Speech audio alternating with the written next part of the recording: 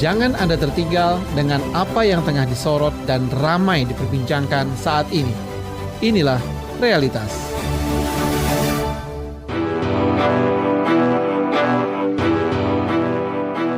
Selama hampir 20 tahun, kepala daerah di Indonesia dipilih langsung oleh rakyat. Kini, mekanisme itu kembali diperdebatkan. Menjelang pembahasan RUU Pemilu, muncul wacana agar pemilihan gubernur, bupati, dan wali kota dilakukan melalui DPRD. Wacana itu pertama kali digaungkan Ketua Umum PKB Muhaimin Iskandar, diperkuat Ketua Umum Golkar Bahlil Lahadalia, dan mendapat respons positif dari Presiden Prabowo Subianto. Gerindra menilai mekanisme ini lebih efisien, dapat menekan biaya politik dan menekan praktik politik uang. PAN menyatakan setuju dengan catatan tidak memicu konflik. Sementara PDI Perjuangan menolak, menegaskan bahwa hak rakyat untuk memilih tidak bisa dialihkan ke segelintir elit. Sejumlah pengamat menilai pengembalian ke DPRD berisiko memindahkan transaksi politik dari bilik suara ke ruang rapat elit. Pilkada lewat DPRD berpotensi mereduksi representasi rakyat dan melemahkan akuntabilitas kepala daerah. Menko Kumham IMIPAS Yusril Iza Mahendra menilai berbagai pertimbangan masih akan diperhatikan untuk menentukan apakah kepala daerah bisa dipilih DPRD atau rakyat. Kalau Mahkamah Konstitusi itu kan hanya membagi pemilu daerah dan pemilu pusat. Tapi kalau berkaitan dengan pemilihan kepala daerah, apakah akan dilakukan pemilihan langsung ataukah akan melalui DPRD, itu masalah itu sedang dibahas dan banyak sekali usulan-usulan yang ditujukan kepada pemerintah maupun juga ditujukan kepada DPR. Dan nanti kalau akan dibahas kita akan lihat mana yang akan disetujui. Sebab dua-duanya itu adalah demokratis dan sah menurut UUD 45 karena pasal 18 itu hanya mengacu bahwa pemilihan kepala daerah itu dilakukan secara demokratis. Jadi bisa langsung, bisa juga tidak langsung. Nah, kita sudah pernah melaksanakan pemilihan tidak langsung lama sekali pada masa pemerintahan Orde Baru dahulu. Dan kemudian kita pernah mulai juga melaksanakan pemilihan langsung dalam beberapa kali pilkada selama era reformasi sekarang. Nah, sekarang tinggal dipilih saja di mana kelemahan-kelemahannya untuk diperbaiki. Kalau saya berpendapat bahwa memang pilkada langsung itu banyak sekali risikonya ya. Karena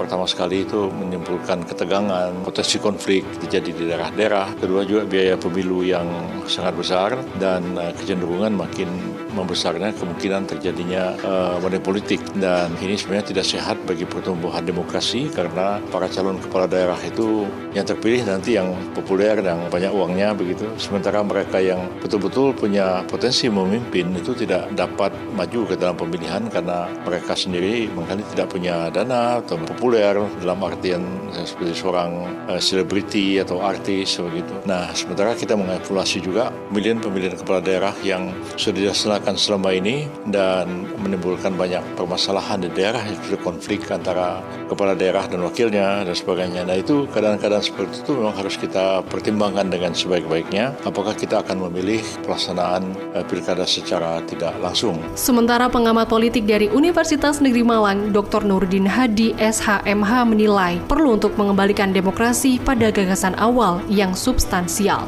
Demokrasi itu kan alat, bukan tujuan. Jadi itu jangan sampai kemudian menempatkan demokrasi tujuan, salah. Nah, oleh karena itu saya mengutip pendapat Bung Karno, nanti silakan dibaca.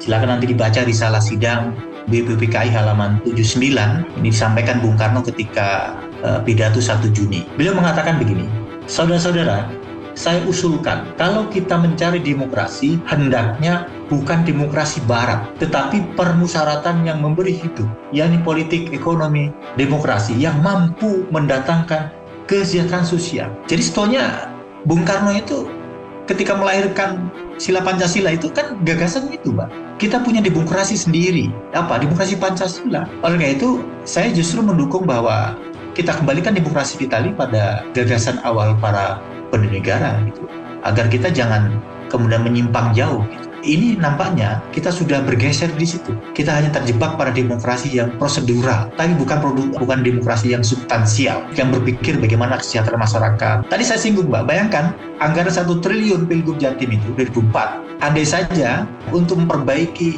tingkat kemiskinan di Jawa Timur yang masih tinggi tadi, 3 juta lebih.